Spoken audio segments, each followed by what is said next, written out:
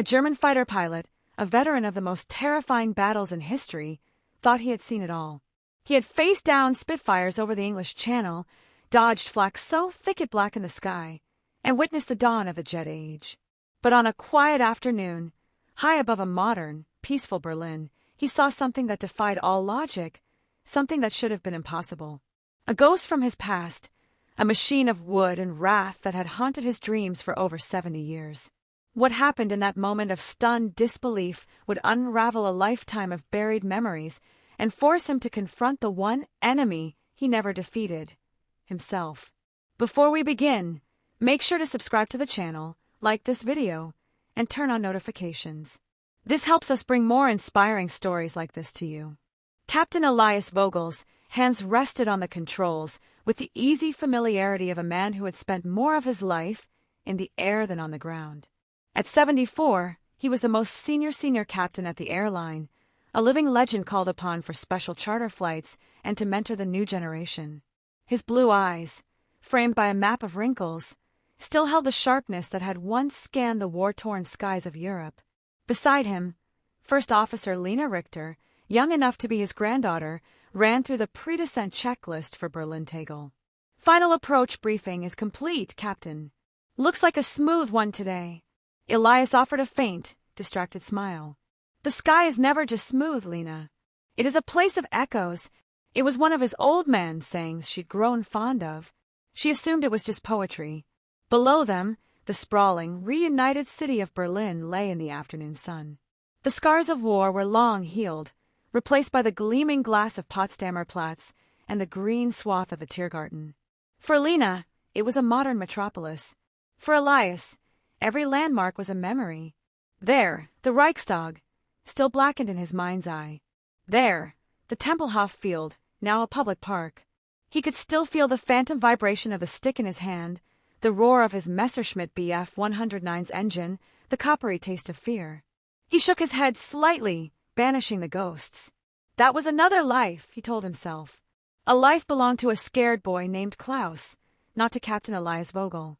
Tegel Tower, this is Lufthansa 422, with you out of 10,000. Lena's voice chirped in his headset, crisp and professional. The tower crackled back a routine instruction. Lufthansa 422, Tegel Tower. Descend and maintain 5,000 feet. Traffic is a de Havilland vampire, a warbird. 10 o'clock, 5 miles northbound. No factor for you, just a heads up. Elias's interest was piqued. A vampire. He'd seen a few of the early British jets at air shows. A graceful machine. He leaned forward, scanning the empty blue sky to the northwest, his pilot's instinct taking over. And then he saw it. But it wasn't the twin-boom silhouette of a vampire. It was something else. Something sleeker, faster.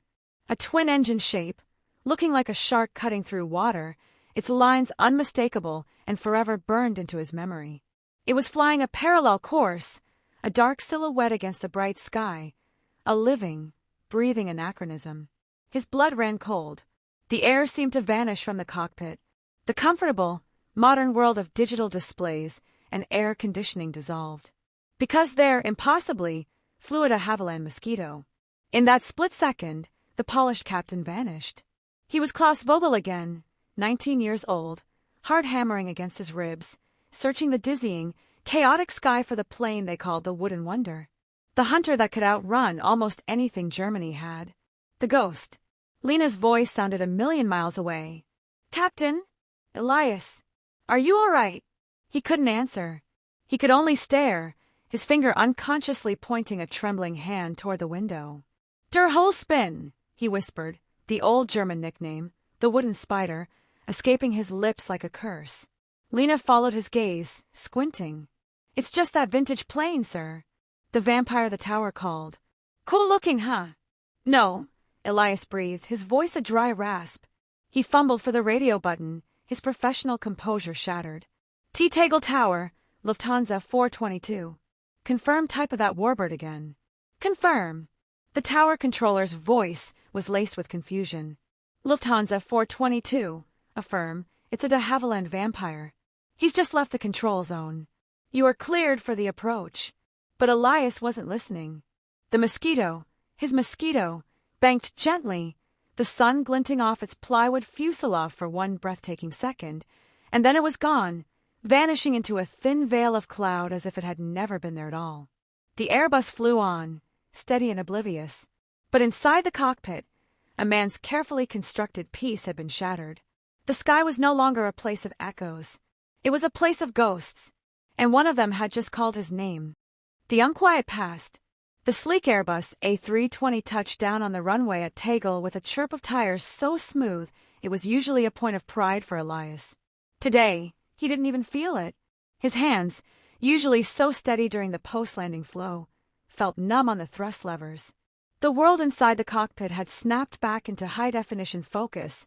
The hum of the systems, the glow of the screens, Lena's concerned glance, but it felt like a thin veneer over a reality that had just cracked open. "Shutdown checklist is complete," Lena said, her voice carefully neutral. She unbuckled her harness but made no move to leave her seat. "Elias, you really had me worried there for a minute. You went white as a sheet. Are you sure you're okay?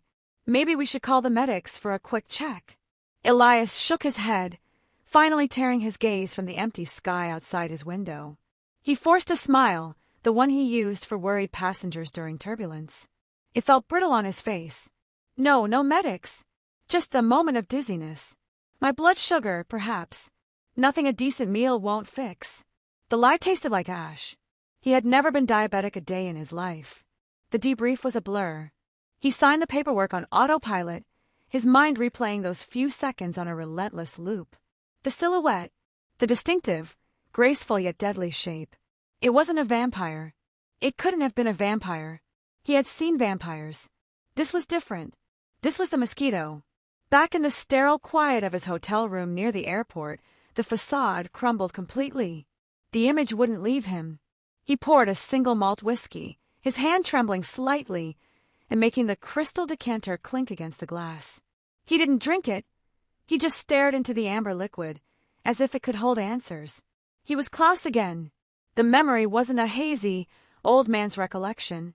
It was visceral, assaulting his senses. November 1943. The air over Berlin was frigid, a cold that seeped through the leather of his flight jacket and into his bones. The smell of oil, cordite, and fear filled the cockpit of his Messerschmitt 109. Searchlights speared the darkness, creating cages of light for the bombers above. Flak explosions dotted the sky like black, poisonous flowers. The RAF was coming, and they were bringing their new wonder weapon. The radio was a cacophony of panic and orders. "Achtung! Mosquito!" someone screamed. The word was new then, filled with a dread he didn't yet understand. He saw one. It was a blur, a dark shadow moving with impossible speed through the chaos, too fast for the lumbering German night fighters, too agile for the accurate flak. It wasn't a bomber, it was a predator. He caught a glimpse of it in a searchlight's beam, twin engines, a sleek, needle-nosed fuselage. It was beautiful. It was terrifying. He'd fired a wild, hopeless burst with his cannons, but it was already gone, vanishing into the darkness as if it were a part of it. He never got a shot like that again. Asterisk. That was the only time he'd ever seen one up close. The Mosquito became a myth, a ghost story told by weary pilots. The plane that bombed Berlin with impunity, the plane that could outrun them all, the plane made of wood that their metal and might could not touch. It was a symbol of a war they were starting to realize they could not win. A symbol of his own helplessness. And today, over a peaceful, whole Berlin, he had seen it again. A determined, almost frantic energy seized him. He set the untouched whiskey down and went to the small desk, opening his laptop. His fingers, old and knotted with arthritis, flew across the keyboard with a sudden, unfamiliar urgency. He searched for airshow schedules, vintage aircraft registries, warbird forums. His search for a flying de Havilland Mosquito yielded nothing. The results were consistent and final. There were no airworthy Mosquitoes currently flying in Europe.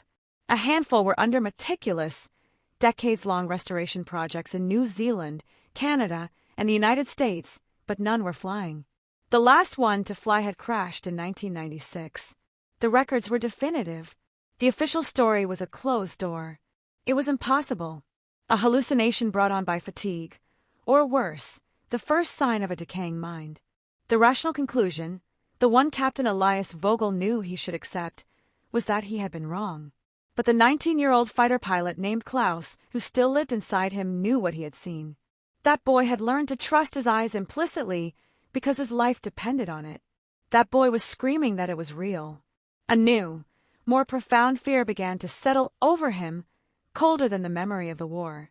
It was the fear of being untethered from reality, of his past finally rupturing his present. Was this how it began? With visions? Was the proud captain just a prelude to a confused old man seeing ghosts? He closed the laptop and stood by the window, looking out at the lights of the city he had once tried to defend from the air. The contradiction was staggering. The world had moved on, had healed, had built shining towers where rubble once lay. Yet he was suddenly trapped in a past that nobody else remembered, haunted by a machine that officially did not exist. He thought of Lena's young, concerned face. He thought of his grandchildren who loved to hear his sanitized stories about flying old planes. They saw a hero, a legend. They didn't see the scared boy, and they could never see the broken man now questioning his own sanity. The mystery was no longer just about an aircraft. It was a chasm opening at his feet, threatening to swallow the entire life he had built. To ignore it was to live with a ghost forever, looking over his shoulder. But to pursue it was to risk everything: his reputation, his peace, his very understanding of the world. He picked up his phone, the weight of it heavy in his hand. He scrolled through his contacts, past airline officials and fellow captains, until he found a name from a different part of his life: Dieter Schmidt, a historian and curator at the Berlin Technical Museum. A man who lived and breathed aviation history. Elias took a deep, shuddering breath and pressed call. The line rang, each tone echoing in the quiet room. He was no longer sure what he was going to say. Was he going to ask for historical data? Or was he going to confess to a friend that he might be losing his mind? The phone clicked as the call was answered. Elias. Dieter's cheerful voice boomed through the speaker. To what do I owe the pleasure? Did you finally decide to donate your old flight jacket to my museum? Elias opened his mouth, the words stuck in his throat. The question he was about to ask felt absurd, dangerous. But he had to know. Dieter, I have a strange question. About the war. He paused, gathering his courage. Is there any way at all, that a mosquito could still be flying? The keeper of ghosts. Dieter Schmidt's laughter was a warm, rumbling sound that filled Elias's hotel room through the phone speaker. It was the laugh of a man who appreciated a good joke. A mosquito? Elias, my friend, have you been at the Vintage Cognac? The only mosquito flying today is the one in the dreams of old men like us. And even there, the fuel is expensive. His tone was gentle, teasing. They had been friends for 40 years, since Dieter was a young, eager intern and Elias a pilot beginning his civilian career, both bonded by a reverence for the machines that had shaped their lives, if in vastly different ways. Elias didn't laugh. The silence on his end stretched a beat too long. Dieter, he said, his voice low and stripped of all humor. I am serious. The laughter on the other end died abruptly. Dieter knew the texture of his friend's voice, the command tone, the storytelling tone, the grandfatherly tone. This was none of those. This was something new, something raw. Elias, what is it? This afternoon, on final approach into Tegel. Tower called a vampire in the area. But what I saw, Dieter, it was no vampire. It was a mosquito. Clear as day. As clear as you are to me right now. The words tumbled out, a confession that sounded more insane with each syllable. There was a long pause on the line. Elias could almost hear Dieter's historian mind whirring, sifting through facts, cross-referencing data. Elias, he said slowly, his voice now sober and careful. You know the records as well as I do. The last airframe capable of flight was the one in Virginia, and it hasn't left its hangar in a decade. The others are glue and dreams. It is a physical impossibility. I know what is possible. Elias's voice sharpened, a flash of the old fighter pilot's impatience. I also know what I saw. The wing profile, the tail, the engine nacelles. It was a FBMK-6. The fighter-bomber variant. The specificity hung in the air. A tired man might see a blur. A delusional man might see a shape. Only a pilot who had studied an enemy aircraft to survive would know its mark. Another silence, this one more thoughtful. AFBMK6, Dieter repeated softly, not as a question, but as a statement of profound significance. The fighter bomber. The hunter. Where did you see it? Exactly. Elias described the position, the altitude, the heading. He heard the frantic scratching of a pen on paper. Give me an hour, Dieter said, his tone now completely transformed into that of a detective on a tantalizing case. There is one thing. It is nothing. A rumor. A ghost story for aviation archivists. But give me an hour. I will call you back. The hour that passed was the longest of Elias's life. He paced the bland hotel room, the plush carpet, doing little to muffle the agitated rhythm of his steps. The rational part of his brain, Captain Vogel, scolded him for this foolishness. He was jeopardizing his reputation, entertaining a fantasy. But Klaus, the young man who had stared into the abyss and learned its contours, held firm. He had seen it. The whole spin was real. When the phone finally rang, Elias snatched it up. Well! Dieter's voice was breathless with excitement, all traces of skepticism gone. Elias, you are not going to believe this. You are not mad. Elias sank onto the edge of the bed, a wave of relief so powerful it left him dizzy washing over him. He hadn't realized how much he needed to hear those words. I checked the radar tracking data, Dieter said, words tumbling out in a rush. Officially, there was only the vampire. But I have a friend at the DFS, the German Air Traffic Control Center. I called in a favor. He looked at the raw, primary radar returns. Not the transponder data, but the actual skin paints. And, Elias prompted, his heart hammering against his ribs. And there was a second track. A faint, intermittent one. No transponder signal. It was a ghost on the radar, Elias. It followed the same heading you described, at the altitude you described. It was there. And then it was gone. Vanished from the scopes. The confirmation was both a vindication and a deepening of the mystery. It was real. He hadn't imagined it. But what did it mean? Now listen to me, Dieter said, his voice dropping to a conspiratorial whisper. What I am about to tell you, I have only heard in whispers. You know my work with the museum. We have contacts all over the world. Restorers, collectors, diggers who pull wrecks from bogs. For years, there has been a story, a legend really, of a lost bird. Elias stayed silent, gripping the phone. The story goes that near the end of the war, a Mosquito FB Mk6, based out of RAF Skulthorpe, was on a ranger mission, a free hunt deep behind enemy lines. Its pilot was a young New Zealander, a brilliant but reckless flyer. The story says he was shot up over the North Sea on his way back, but didn't crash. The rumor is he made it to a remote, private strip in neutral Sweden. The aircraft was supposedly hidden, its existence buried by the chaos of the war's end. The pilot never went home. The records were lost or sealed. A survivor. Elias breathed, the implication staggering. Perhaps, Dieter said. The story has always been dismissed as a myth, a folktale. But the aircraft described in the story was a FBMK-6. And the most persistent part of the legend is that it was never broken for parts. That it was kept, maintained, flown in secret by a select few for who knows what purpose. Elias thought of the aircraft he saw. It hadn't looked like a battered relic pulled from a swamp. It had looked clean, purposeful, airworthy. Who would do that? Elias asked, his mind reeling. Why? That, my friend, is the question, Dieter said. If this legend is true, then you did not see a ghost.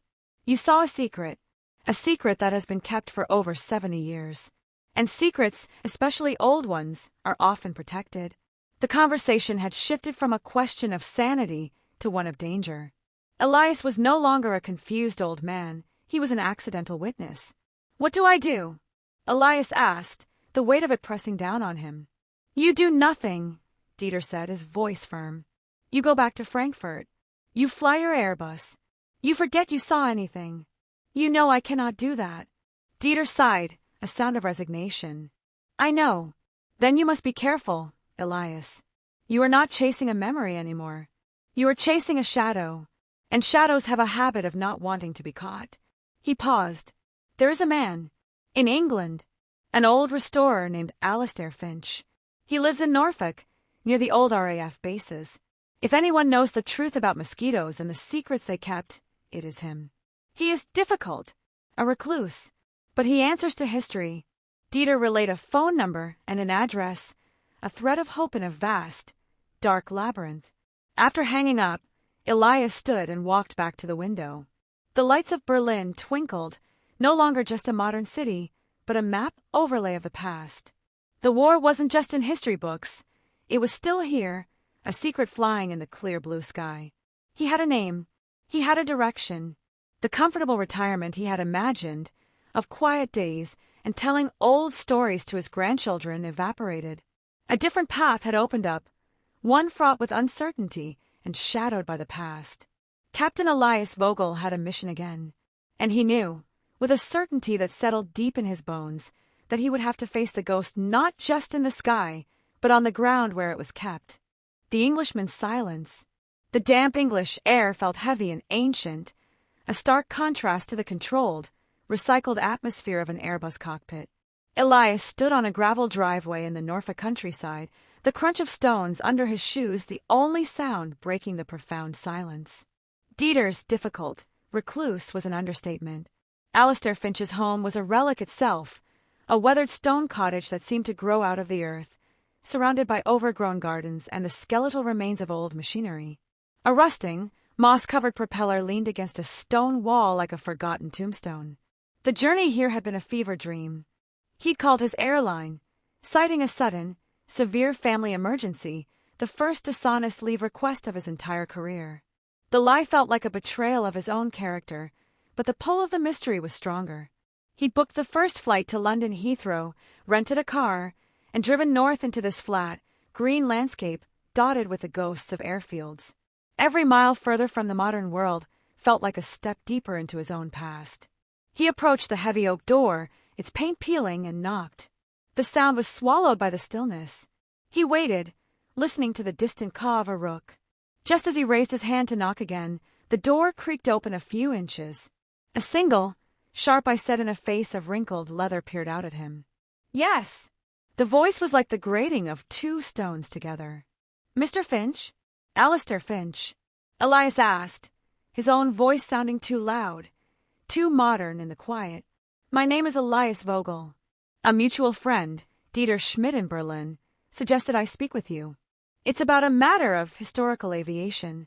The eye scrutinized him. "Schmidt sends a German to my door. Irony's not dead, then." The door didn't open wider.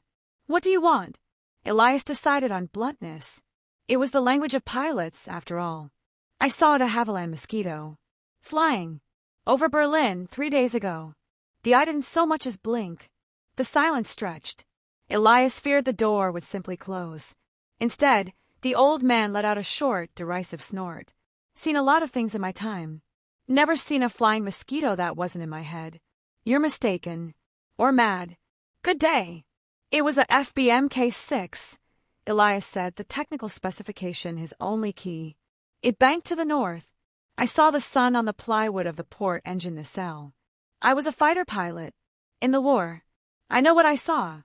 Something shifted in the man's expression. A flicker of something, not surprise, but recognition. The door opened another few inches, revealing a slight, stooped man in oil-stained coveralls. He looked Elias up and down, his gaze lingering on his face, as if searching for the young man hidden within the old. "A fighter pilot," Finch repeated, the words devoid of their previous scorn. He sighed, a sound of immense weariness. "You'd better come in, then. But this isn't a social call." The interior of the cottage was a museum of aviation obsession. Bookshelves sagged under technical manuals and histories. Photographs of men in RAF uniforms stood on every surface. But it was the artifacts that held Elias's attention. A section of a wooden wing spar acted as a mantelpiece, a Rolls-Royce Merlin engine piston served as a crude doorstop, and on the wall, mounted with reverence, was a ragged, bullet-torn fragment of fabric from a mosquito's fuselage, the roundel still faintly visible. Finch didn't offer tea. He gestured for Elias to sit in a worn armchair by a cold fireplace and took a seat opposite him, his movements stiff.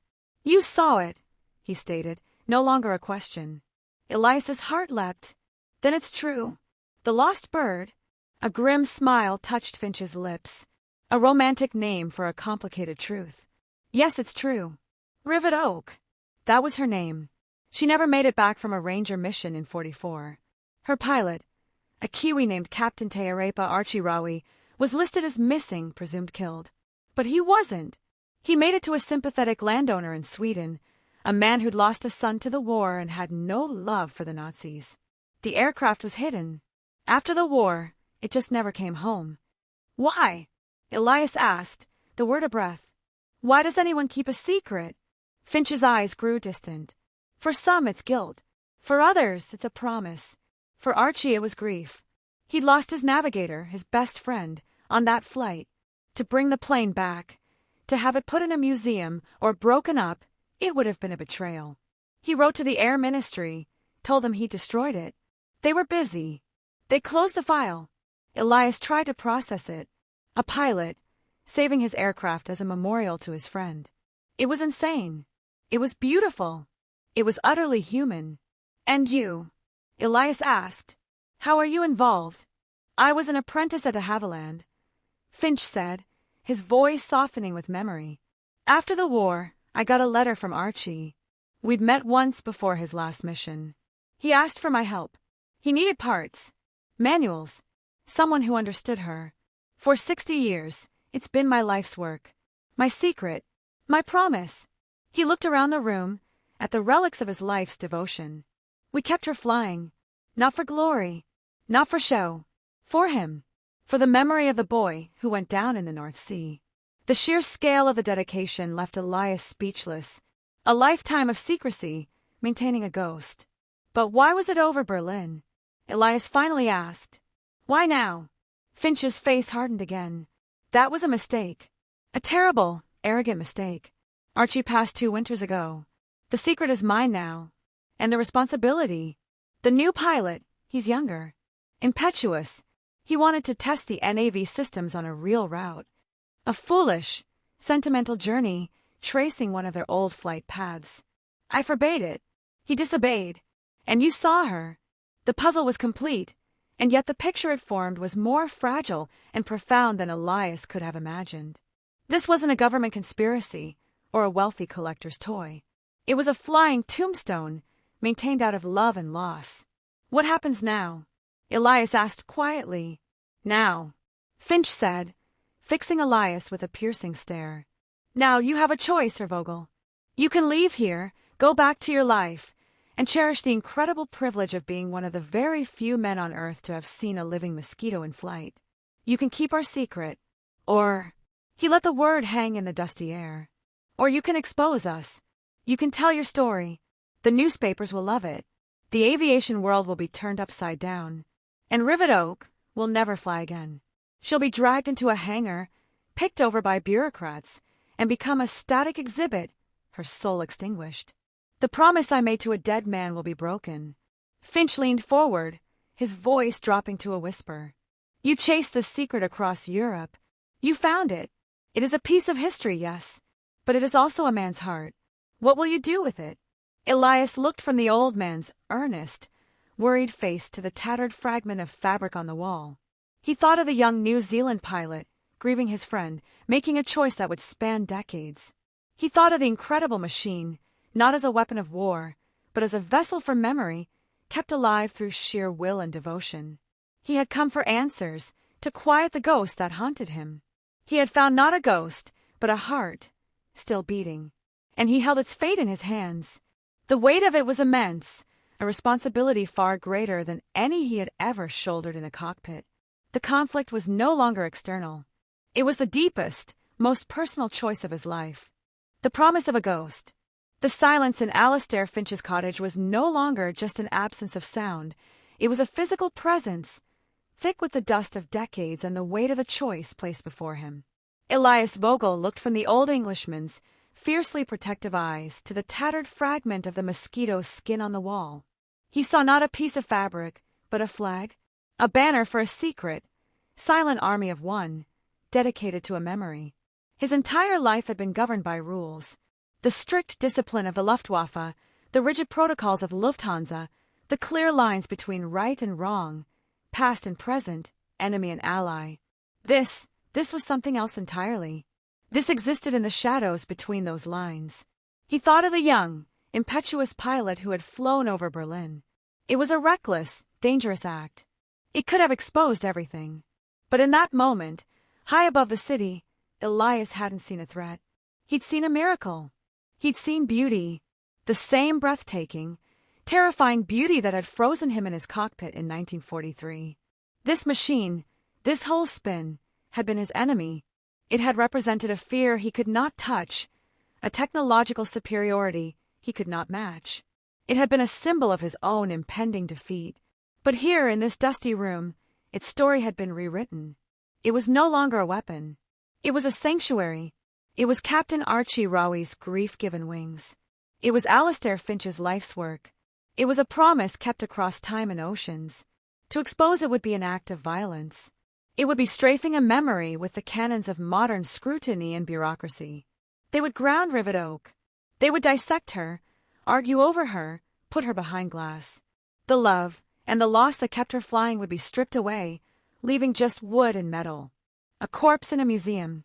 The ghost would be killed, not laid to rest. Elias slowly stood up. His knees ached from the long journey and the damp cold, but he stood straight, the way he had when he wore a uniform. He looked Alastair Finch in the eye. "I was 19 years old the first time I saw her," Elias began, his voice quiet but clear in the still room. "I was scared. I felt helpless. She was everything we were not. Fast, clever, made of wood when we had no more metal. She was the future, and she was telling us we had lost." He paused, swallowing past a tightness in his throat.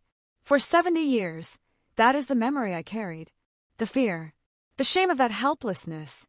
He took a step toward the fragment on the wall, his hand rising slightly, not to touch it but to acknowledge it. "What I saw over Berlin, it was not the same thing. The fear was gone. All I felt was awe, and a connection, a thread through time, connecting that scared boy to the old man I am now." He turned back to Finch. "You asked me what I will do. I will keep your secret. Not for you. Not for me. For her. For the memory of both our pilots, yours and mine. Some truths are too important for headlines. Some ghosts are meant to keep flying." Alastair Finch did not smile, but the fierce, defensive tension in his shoulders eased. A slow, deep nod was his only response. It was the nod of one soldier to another, an understanding that transcended nations and generations.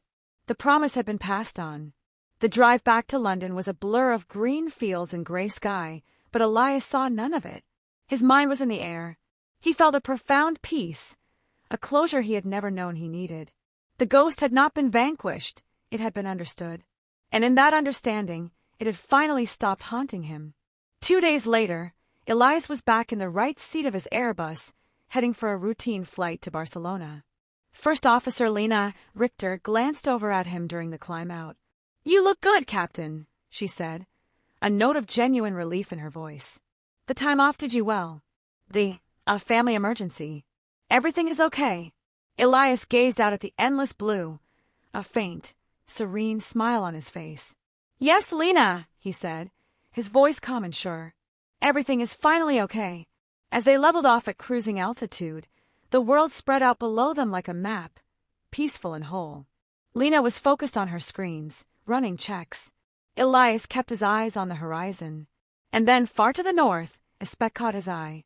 A tiny, dark shape against the vastness of a sky, moving with a familiar, graceful speed on a parallel course. It was there for only a second, a fleeting shadow, before it banked gently and vanished into a cloud. Lena saw nothing. The radar was silent, but Elias saw, and he knew. He didn't point. He didn't react. He simply watched the empty space where it had been, his smile deepening. It was a farewell, an acknowledgement, a secret shared between the sky, the machine, and the 2 old pilots who loved her. The ghost was free, and so was he. He had spent his life defined by the battles of the past. Now, he understood that some battles end not in victory or defeat, but in transcendence. The Mosquito was no longer his enemy. It was a part of aviation's soul, a timeless beauty kept alive by a promise. And he, Elias Vogel, was now its keeper, too. a silent guardian of a wonder that the world believed was gone, but that still danced, forever free, in the clear blue sky. If this story of a promise that spanned a lifetime and a secret that soared through the skies moved you, then do something meaningful. Honor a promise today. Reach out to an old friend you lost touch with. Listen to an older relative's story and really hear it. Protect a piece of history, whether it's a family photo album or a local landmark. Some truths are too beautiful to be forgotten. Share this video with someone who understands that the most important stories aren't always found in history books. They're found in the human heart. And if you want to join us on more journeys into the extraordinary secrets hidden within ordinary lives, make sure to subscribe to the channel, like this video, and turn on notifications. We'll see you in the next story.